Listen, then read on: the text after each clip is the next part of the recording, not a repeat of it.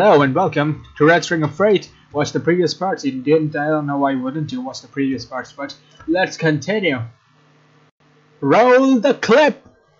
But well, the world is so much happier now. His words are so slurred that I have a hard time understanding him. I frown. Drinking doesn't make you happier, Aaron, just more confused and miserable the next morning when you're throwing up into the toilet, and of course he's going to understand every word that's being said because he is absolutely not drunk at all. Speaking of which, I don't know if I'm more surprised or relieved that Aaron hasn't started throwing up yet. Hopefully he doesn't at all today. You don't know that well. Aaron, you can't even speak right, and I doubt you'll even remember anything that happened here when you wake up tomorrow. You really need to calm down and slow down with the drinking. I'm perfectly calm, Val. Come on, pick one, take a sip yourself, okay? Just take a sip of tiny sip. Did I say tiny? This time, Aaron pushes his hands towards me rather than away from me, and I take 2-3 steps back to steady myself. Aaron, no! But well, your life will turn upside down and pretty, and you'll feel all loved and fuzzy and warm. You'll never want to be sober again, ever again. I've been drunk before, Aaron. I know what I'm refusing, and I have no doubts on the matter. Oh, are you sure? Positive. Are you super duper positive with a cherry on top? Make that 5 cherries. No, 100. That's not even a saying. Trying to stifle an exasperated smile, I roll my eyes at him. Yes, Aaron, super duper positive with 100 cherries on top. Your face is redder than mine has ever been, and I get freaking Asian glow. What? Asian glow? You glow? You're an alien? No, I mean I just get really red really fast when I... Hey everyone! No, please don't shut. Well, shit. Stupid bitch, Aaron. Everyone! We've got an alien out here. Well, it's an alien from like Asia, but an alien Asia. Bearing a muted clatter from deeper inside the house, and the ever-pouring music in the room almost got dead quiet for once. Almost for the briefest of seconds, and a cheer and a series of random shots erupt so loud and cacophonous that my eardrums nearly burst, but not almost, just nearly burst. Oh my god! I really love Alien, yes! Oh, wait, how do we know it's not a hoax though? Does she have proof? Yeah, show me your antenna. Do you look human? Take off your mask. Christ, did someone serve weed brownies before we got here, or are they just trolling me? I refuse to believe drunks can be this obnoxious or gullible. I look around in frustration and notice that most people are chuckling quietly in subdued amusement. Even many of those who cheered, clearly not drunk enough to believe Aaron's delirious shouts, but not nice enough to help as a handful of people crowd around me. Why can't I do too? Screw them, screw them all. What? No, I'm not an alien. No, wait, that's not the word. What? No, I'm not an alien. I'm not even the synonymous immigrant type of alien. I was born here, okay? That's what all aliens say. Well, no, guys. I know Aaron's pretty dang cool, but don't harass her. Thanks, I think I'd probably be more grateful if he hadn't started this ordeal for me. Wait, look how she's like imprisoning the poor guy with her hands and stuff. She's an evil alien. I shake my head, too exhausted to retort. Okay, Aaron, we're out of here. Oh no, Missy Alien, you just can't leave. He grasps at me, I duck and stride backwards, dragging her out with me. No, I won't let you leave either. Well, leaving is bad. You gotta make friends like me. Let's be friends, well, together with these humans here. You like them. Humans, right? Aaron, no, leave them with me. You're ridiculously drunken. I'm not drunk, well, not drunk. I ain't drunk, you guys. You human guys who actually know what drunk even means. You're drunken, but not that drunk. You're like perfectly drunk. See, listen to her. She knows what's up. Aaron, no. I'm just gonna pull you out of here if you refuse to leave with me. I don't know if you've even got an ounce of restraint in you, and I don't even want to think about what you should have let you just stay here alone. Aaron pouts and hops down, his back flat against the floor, his wrists are still in my grip, but only barely, his veins almost look like they're popping from the way. Aaron continues to hold it. Can't take me if I lie down, eh? Hey! For a brief moment I consider letting Aaron stay if he wants to make mistakes that will haunt him for the rest of his college experience. If not his life, I should let him. If he wants to dive off a table thinking he's Superman, I should let him. If he wants to drink too much and die of toxicity, I should let him. Taking a deep breath, I shake my head and reevaluate my priorities. Countdown. Even if he's an obnoxious little boy, even yeah, that's good enough of a motivation as any to keep him alive. Think about it, precious GPA, Val. For a second, I wonder if I'm drunk too, realizing just how morbid my own thoughts are. But then I decide I don't just even care. It's been a long day and I'm getting out of here, and Aaron's coming with me. As the commotion continues around us, as the people cheer and continue spouting whatever crap they can think up about aliens from Mars, I silently, steadily pull Aaron towards the door. Irene and her group of friends take this moment to distract the crowd with a deafening series of pops and hollers around. Wow. I see her wink from the corner. Oh, they should finally, the visuals have changed. I see her wink from the corner of her eye, but when she sees Aaron lying on the ground, her eyes widen into saucers, as do the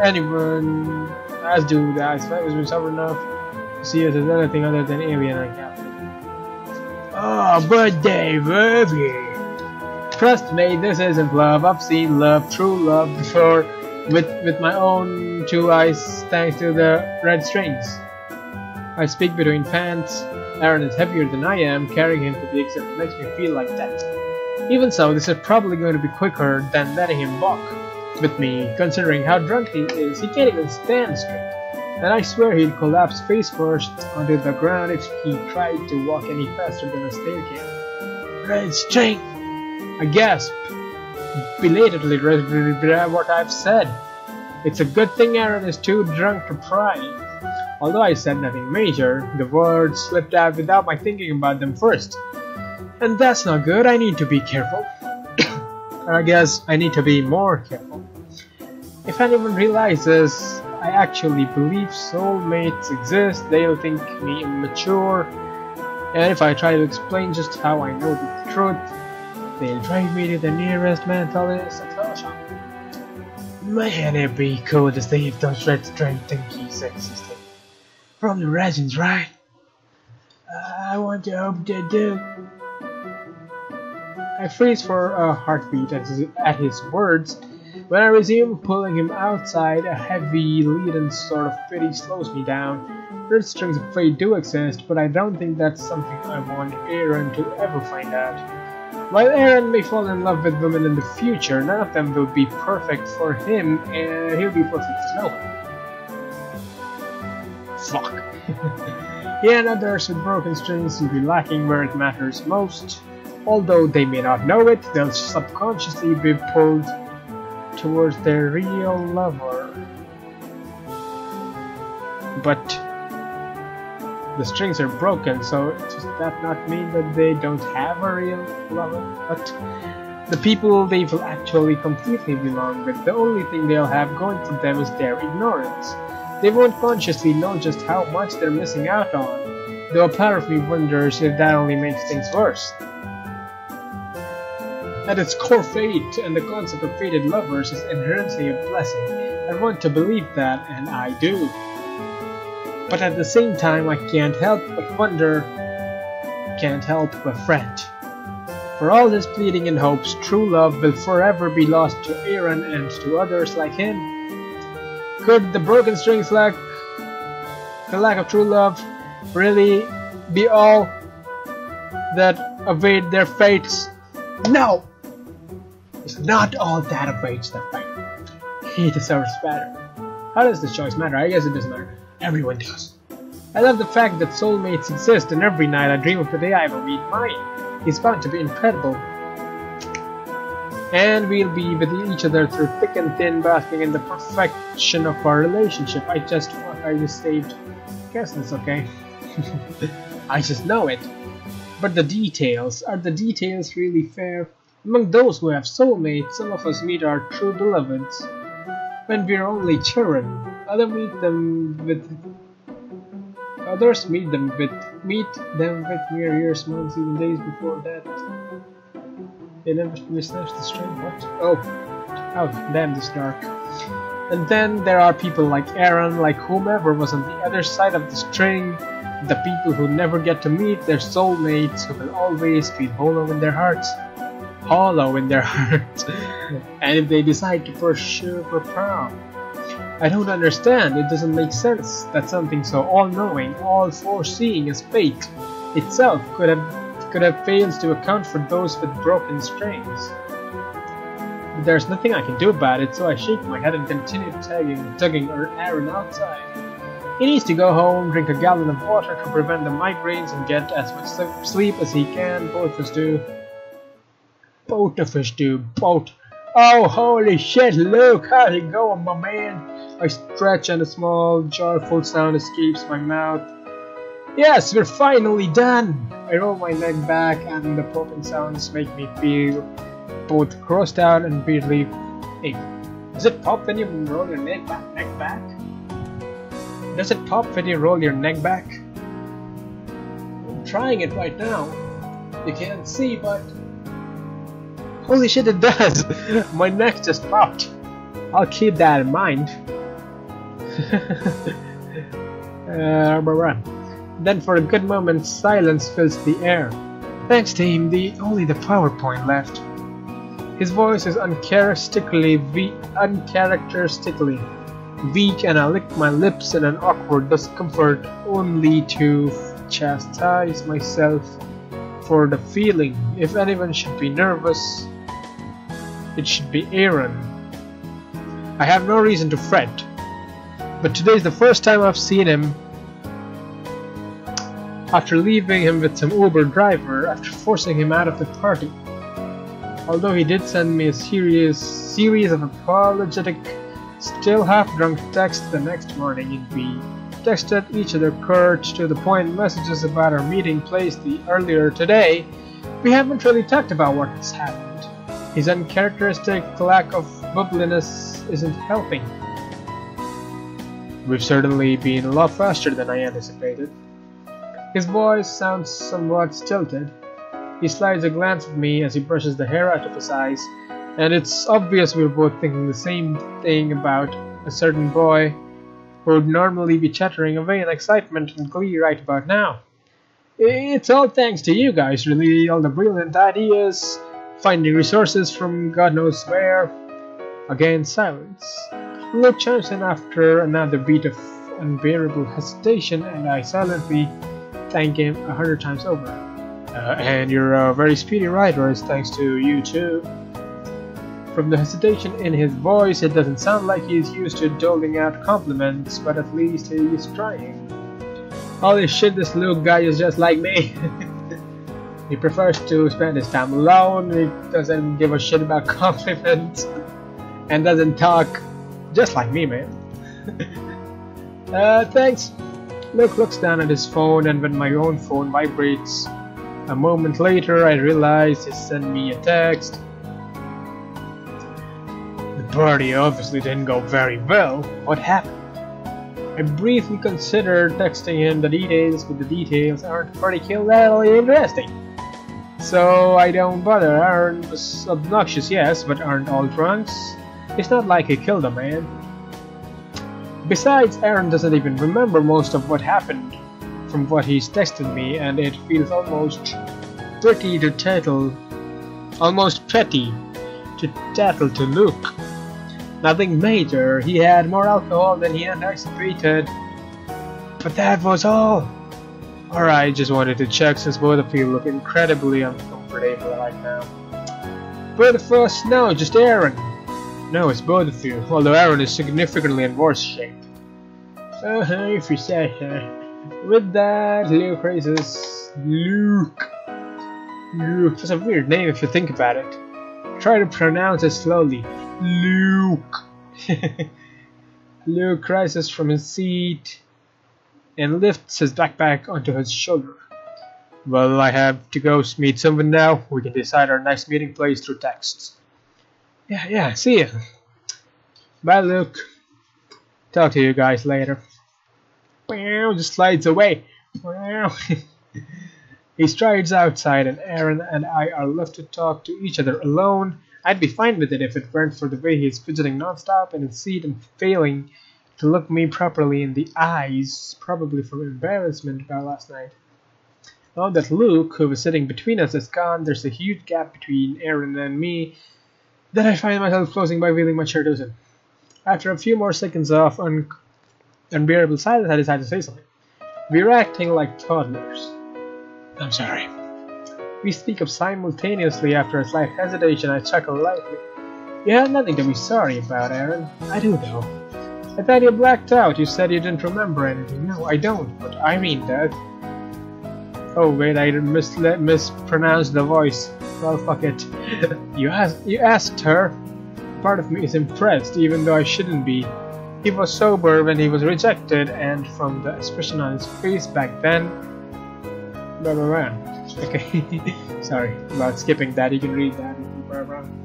I don't say that though, of course not. Well, of course, I asked her. It wasn't hard to realize I must have done something wrong. But I woke up with half the day's worth of memories gone and immediately began reaching into the closest trash can. God, I'm not going through that again. That makes two of us. It should be obvious that I'm merely teasing him, from the way my lips curve into a slight smile when I roll my eyes, but Aaron just nods so solemnly that I can't help but groan. I didn't remember anyone else from the party, so of course I asked Irene. I thought about asking you, but well, I'm glad I didn't. Seriously, you didn't do anything. I was pissed off. If I was pissed off, it wasn't necessarily because of you. I guess, but I did promise you I would drink in moderation multiple times. Making a fool of myself, talking about aliens or whatever, and then dropping onto the floor so you couldn't make me leave. That's a new low. He chuckles to himself, but there's no piety in his voice. Irene had videos. Irene had videos. Wait, what? She took videos? No, not her, but some of the others posted clips onto their Snapchat. Stories of when you were taking me outside. Oh wow, yikes. Aaron shrugs, biting his lip. I think most people were happy when I finally left, so thanks for that. And for, preventing me from doing anything stupid. It's fine, what are friends for, right? He nods, but he still looks so downcast that I find myself nudging him, trying to cheer him up. Hey, do you think you can get me a copy of the videos? Aaron cracks a tiny smile, in which I take a small victory. Absolutely not. Oh, come on, not even a sign of your gratitude? You have no idea how much I suffered for you. His smile fades, and I mentally berate myself for saying the wrong thing. Really, Val, I'm sorry, I didn't know that I'd be that much of a pain in the ass. I didn't even know it was possible to get drunk that fast. No, not on normal drinks, I don't think. But yet remember, you had shots from their tubs. You can't trust whatever concoctions people serve at parties. Could be straight Everclear, or what the fuck is Everclear? I guess. I wasted your time though, I'm sorry, I'd sure much rather have spent it working on the project with Luke. Our time, and I would say it was wasted, spent on a new experience together. Not all experiences can be great, The important thing is that we all had those experiences. I guess. He's still unable to meet my eyes, his lower lip between his teeth. I give him another slight nudge with a teasing smile. Besides, it could have been worse, so much worse. I don't see how. For one, you didn't throw off all your clothes and start dancing on the table. That's oddly specific. Was that what the first experience was like? What? Oh god, no, but I hear it's relatively common. Right. There's a newly kindled spark in his eyes as he speaks. He clearly doesn't believe me, though. Though I'm telling the truth, I roll my eyes, refusing to fulfill the fire. Whatever. Anyway, you didn't get in a fight with anyone around. Look at you, all injuryless. Injuryless. Stellar diction. Okay. Aaron forms a half-hearted grin at me. Well, lesson learned, I'll be much more careful next time. Next time? There's a next time. Don't worry, Val, now that I know how terrible I am, I won't be dragging you with me. And I'll make sure to actually exercise some self-control so I don't make too much of a fool out of myself. That's good, I suppose. Don't die, okay? Especially if I won't be there to rescue you. I'll try my best, but no guarantees. Ugh. I feel a huff, but quickly glance at Aaron to ensure he's alright. Thankfully, our banter seems to have cheered him up some, and he's no longer as stooped as the hunchback of Notre Dame. But he's still not in great shape, but he's better. I glance sideways at Aaron's screen and find that he's already closed out of the document for our team project. Color-coded text fill my vision, and when I try to read it, I find that none of it makes sense. It's code. Having fun with it? I wish I'm not quite misogynistic. Is that how you pronounce it? I wish I'm not quite misogynistic enough for that. What are you working on? Just intro stuff. It's probably going to bore you since it bores me to tears and I'm in the major. Do you not like the class or just the project? Aaron shrugs, puffing air into his cheeks briefly like a chipmunk. Maybe a bit of both. It'll probably get better as I get into higher level classes, but fundamentals are nice and all, but we can't really do anything with it, so what's the point? I can't tell if you're ambitious or unmotivated. Definitely both. I think the two words are mutually exclusive, Aaron.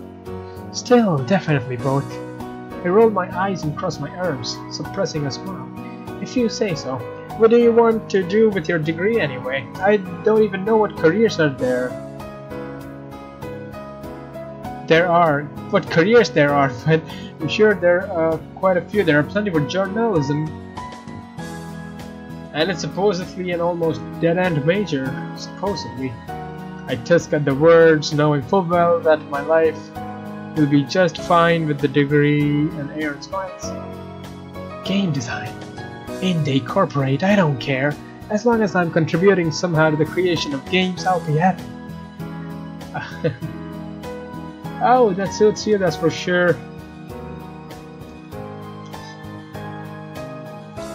Aaron beams at my comment as jam around. I think so too. Games make the world go round, and game designers are the true heroes among us, but goddamn is it boring to design a fucking game. It's so hard and so frustrating though. I didn't try to learn it, I was trying to develop something. Well, you don't really care, so shut up. Well, I think that's pushing it. Well, you just haven't played enough games to understand how magical it is. Games save lives, damn right! Is that anecdotal? Well, anyway, games save lives, well. So you've said. I stifle a laugh and Aaron feigns a huff. So your goal is to save everyone's life for one game at a time? What? Sure. Yes, of course. A long-term goal, though. Oh, what now? Do you want to become a dictator or something by making games? Goddamn mosquitoes. Holy shit. Sorry about that. Great goal, by the way. Super realistic. Shush you. Well, really, I'm curious, even if I'm teasing you. My long-term goal is to make a game that will bring my wife to me. What? Wait, what in the world? Well, he really is obsessed with the thought of dating, although I don't blame him since I know about his string. I briefly wonder how strings actually work. Can they affect personalities and dreams, or do the strings simply predict the future, albeit to a more limited extent, and predict which people will be compatible in the long run?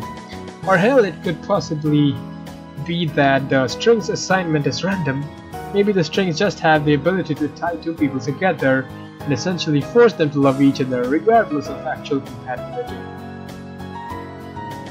Aaron speaks up, again distracting me from my futile, aimless thoughts. If you think about, if you think about it though, it's gotta be really, how to say it, like overwhelming to see red strings everywhere, to each attached to each person that you see, and the strings are running everywhere, through everywhere, wherever you go. So it's kind of, it's really kind of overwhelming seeing that all the time. I don't know how do we cope up with that. Well, moving on. One day an awesome, beautiful, sweet girl is going to play my games and think, man, this guy is a blessing on earth. I crow at that, probably way too loudly. Aaron nudges me with his elbow, grinning from ear to ear. Okay, maybe not quite the last bit, but thanks for the vote of confidence. But anyway, maybe this fangirl will seek me out, fall in love with me and marry me. Then she'll love games so much that she'll be a game developer too, and we can be the power couple of this. Can't fucking wait. She'll be my soulmate. I stop laughing and freeze in my seat. Well, shit. The dream is impossible for him. I know he's kidding, so I really shouldn't fret, but it's clear he does strive for a solid, everlasting romance of sorts. I bite my lip, wondering how to respond when I know he'll never find this perfect soulmate he deserves, that everyone deserves. I shake my head. I need to stop thinking so much about the fates of those with broken strings. It's none of my business. Okay, good luck with that. Aaron stutters a little, perhaps feeling awkward about my curt reply in uninterested tone. What about you? Any romantic fantasies? I force out a weak chuckle. What should I tell Aaron? What do they mean? How do they affect the game? Probably I don't heard it. It's not like I can tell Aaron the truth, so I shouldn't. Wait, what? I can't be as honest as possible. Oh, such a loosely put together choice. It's like it tells you. Sorry, I'll just take a few seconds to talk here, but it tells you what should I tell Aaron, and in the options you expect to see the dialogue which you would tell, but it's like don't respond seriously, be as honest as possible. It kind of confuses you. So I shouldn't bother dealing in half-truths. No, wait. This almost feels like denying my soulmate in a way, but I should throw it off. I'm just being melodramatic. Okay, wait a fucking second.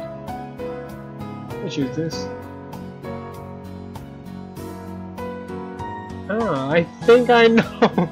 I think I know how the game goes from here on.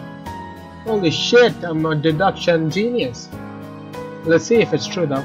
I believe I can tell Aaron the truth, but I guess I can tell him the brains of it, and that's enough.